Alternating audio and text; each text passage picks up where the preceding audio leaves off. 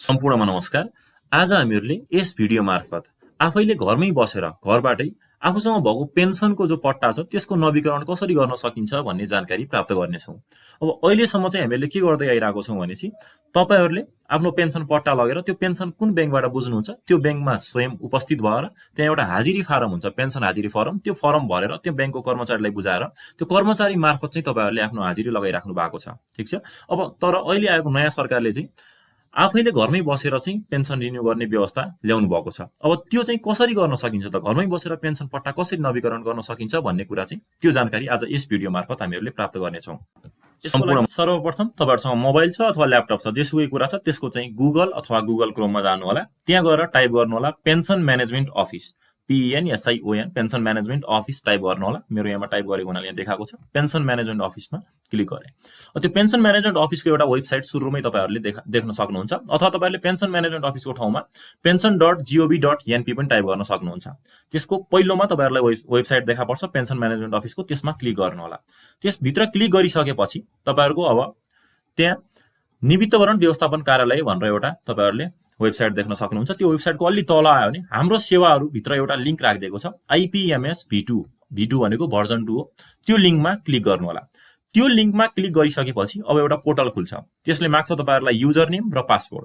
अब user name र password त तपाईहरुलाई सुरुमै आएको हुँदैन, त्यसको लागि रजिस्ट्रेसन गर्नुपर्ने हुन्छ। त्यसको लागि अप्सन दिएको छ यता लाइभनेस रजिस्ट्रेसन भन्ने छ, त्यसमा क्लिक गर्नु होला। लाइभनेस रजिस्ट्रेसन भित्र गएपछि अब रजिस्टर फर भर्चुअल प्रेजेन्स भनेको छ। यहाँ त्यसको तीनवटा कुरा मागेको छ, एउटा पट्टा नम्बर, एउटा राष्ट्रिय परिचय पत्र नम्बर जुन जिल्ला प्रशासनले दिन्छ तपाईहरुलाई, हैन, NID दिएको हुन्छ, त्यसको नम्बर राख्नु होला र फोन नम्बर। अब पट्टा नम्बर तपाईहरुको जो पट्टा पेन्सन पट्टा हुन्छ त्यसमा राखेको हुन्छ त्यो पट्टा नम्बर राख्नु होला।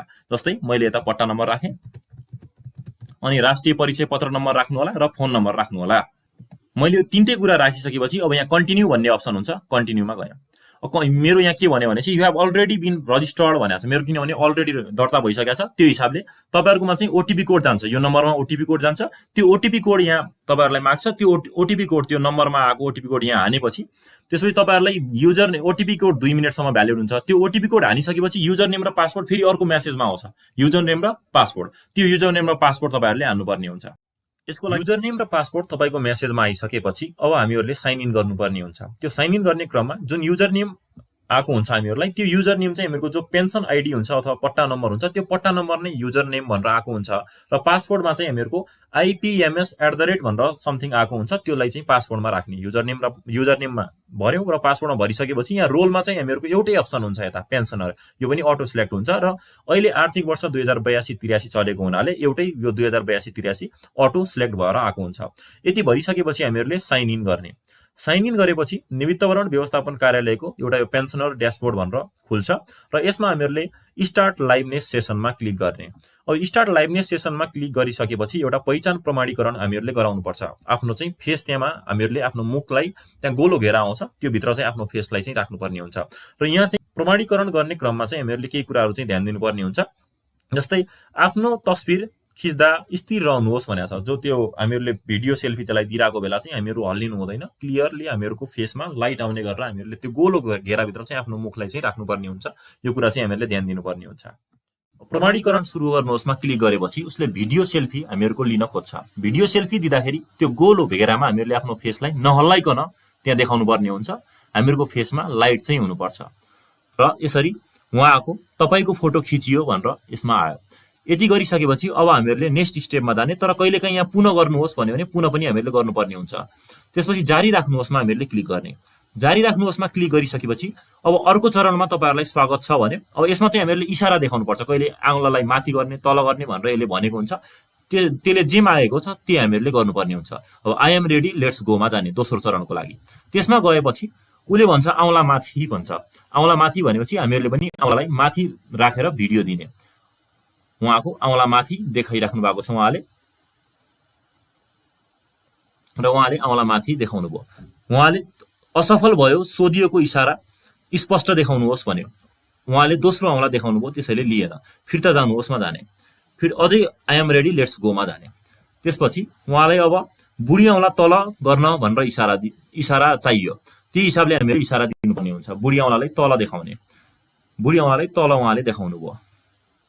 यो अवस्थामा उहाँको भिडियोले स्क्यान गर्यो र त्यसपछि भेरिफिकेसन पुरा भयो भन्यो। यो भेरिफिकेसन भयो अथवा भेरिफिकेसन उहाँको पुरा भयो, अब जारी राख्नुहोस्, यो चरण पनि उहाँले पुरा गर्नुभयो, जारी राख्नुहोस्मा जाने। त्यसपछि congratulation we have successfully verified your information भन्यो। तपाईँको हामीहरूले जानकारी पूर्ण रूपमा हामीहरूले तपाईँले दिएको जानकारी हामीले लिइसक्यौँ भनेर भइसकेपछि अब अघि बढ्नुहोस्मा जाने। अघि बढ्नुहोस्मा जाँदाखेरि हामीहरूले अब पेन्सन म्यानेजमेन्ट सिस्टमको नयाँ अब पोर्टल खुल्यो। यता तपाईँहरूको के भन्छ भनेपछि यहाँ लाइभनेस अब तपाईँहरूको रिजल्ट दिन्छ। उसले रिजल्ट दिँदाखेरि फेस भ्याल्यु फेस दिनुभएको थियो त्यो म्याच भयो र तपाईँले दिनुभएको जो सिम्बल थियो, जुन सङ्केत तपाईँहरूले देखाउनु भएको थियो त्यो पनि ट्रु भन्यो, त्यो पनि सत्य रहेछ। र त्यसपछि जुन तपाईँहरूले राष्ट्रिय परिचय पत्रमा दिनुभएको हुन्छ नि, त्यहाँ फोटो खिचिया हुन्छ, त्योसँग अहिलेको फोटो कतिको म्याच भयो भनेपछि 83.18 उहाँको म्याच हुन पुगेछ।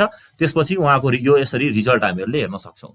भेरिफिकेसन रिजल्ट आउनुको मतलब तपाईँहरूको चाहिँ अब पेन्सन रिन्यू भइसक्यो यसले भन्न खोजेको हो। अब यसले गर्दा अहिलेको नियम अनुसार तपाईँको पेन्सन 1 वर्षको लागि रिन्यू हुन्छ। आज तपाईँहरूले हाजिर लगाउनु भयो भने आजको मितिदेखि 1 वर्षसम्म चाहिँ तपाईँको पेन्सन रिन्यू भइहाल्छ। महिना महिना तपाईँहरूको पेन्सन आउँछ। पेन्सन आउने मिति भनेको सामान्यतया 20 देखि 25 गतेको बिचमा चाहिँ पेन्सन आइरहेको हुन्छ। अब यसरी तपाईँको 1 वर्षको लागि रिन्यू भइसक्यो। अब 1 वर्षपछि के गर्ने त? 1 वर्षपछि चाहिँ के गर्ने भनेपछि यहाँ तपाईँहरूको ड्यासबोर्डको तल एउटा इन्ट्री भन्ने अप्सन हुन्छ, त्यो इन्ट्रीमा क्लिक गर्ने र त्यहाँ अदर इन्ट्री भन्ने हुन्छ, त्यो अदर इन्ट्रीमा क्लिक गरेपछि यहाँ भर्चुअल प्रेजेन्स भन्ने हुन्छ। त्यो भर्चुअल प्रेजेन्समा क्लिक गरेपछि यहाँ स्टार्ट भन्ने अप्सन आउँछ। त्यो स्टार्टमा गएर फेरि त्यही गोलो घेरा आउँछ। त्यो गोलो घेराभित्र आफ्नो फेस देखाएर अघिकै तरिकाले फेरि त्यहाँ सिम्बल देखाएर सङ्केत देखाएर त्यसरी नै रिन्यू गर्ने हो 1 वर्षपछि। आज त तपाईँको रिन्यू भइहाल्यो, त्यो रिजल्ट आउनुको मतलब रिन्यू भइसक्नु हो। र 1 वर्षपछिको प्रक्रिया भनेको यो इन्ट्रीमा गएर यो भर्चुअल प्रेजेन्सबाट गएर त्यही तरिकाले तपाईँहरूले रिन्यू गर्ने हो। ठिक छ। यदि यो भिडियो तपाईँहरूलाई उपयोगी लाग्यो भने यो भिडियोलाई लाइक गरिदिनु होला र च्यानललाई सब्सक्राइब गरिदिनु होला। र तपाईँले यदि यो रिन्यू गर्ने क्रममा केही तपाईँहरूलाई समस्या पर्यो भने कमेन्ट गर्नु होला। म त्यसको तपाईँहरूलाई अब कसरी त्यसलाई समाधान गर्ने भनेर रिप्लाई गर्नेछु। Okay, thank you.